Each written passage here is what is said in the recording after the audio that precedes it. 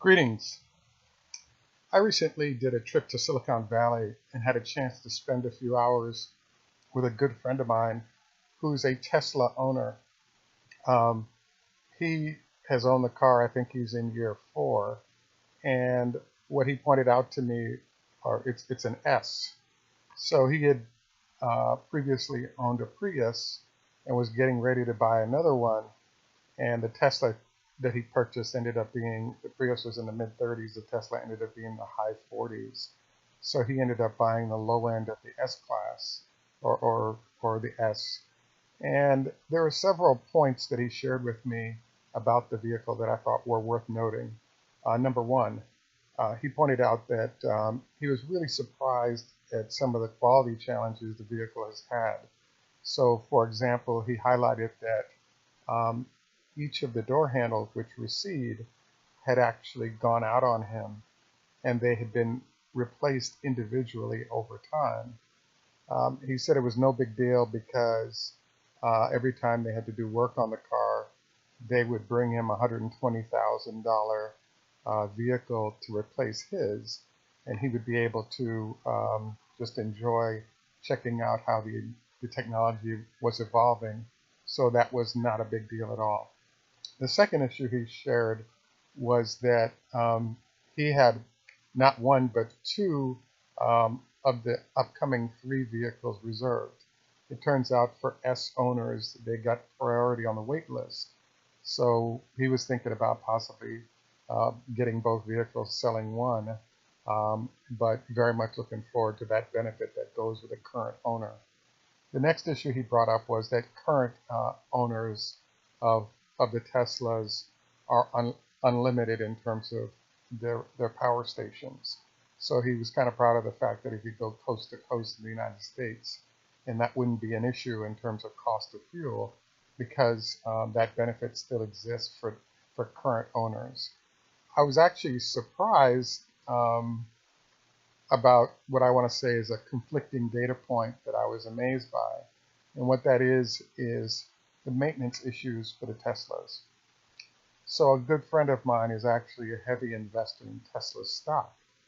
And one of the things he pointed out to me that he loved about the vehicle is that it only has 14 moving parts, and therefore, repair or replaceability shouldn't be that complex given how many parts one would deal with for repair work. Um, I thought this was kind of wild because my friend who currently owns the S Class was saying that as soon as he exits warranty, he wants to be out of his vehicle because given the number of issues he's had, he feels as though the likelihood of getting hit with huge um, bills related to repair work was daunting, and therefore he wanted to exit the vehicle as soon as he could. Hence, right now, he's interested in purchasing the 3, which starts the clock running again for maintenance. For maintenance costs because it's a new vehicle and it'll be under warranty. Um, I mean, so I thought all these data points were useful to note as an owner in terms of where things are going. I also kept wondering what was going to happen to all the used vehicles that'll be turned back in. What would the market be like? And what was the ownership experience going to be like?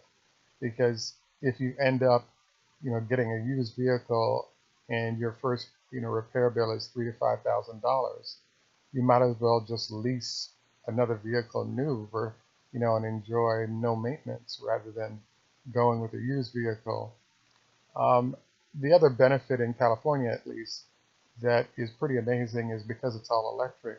The vehicle can be driven in the carpool lane during rush hours at no additional cost.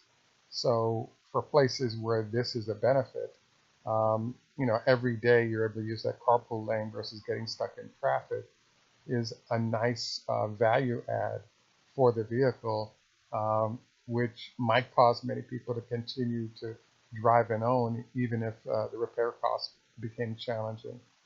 And then finally, I'm still buzzing in the brain regarding what I did another post on, which was the whole discussion of of autopilot. By using the phrase autopilot versus cruise control, it's implied that the vehicle is actually like a plane and can run on autopilot comfortably. As you all know, there's been an accident where someone died using autopilot when their vehicle ran into a truck.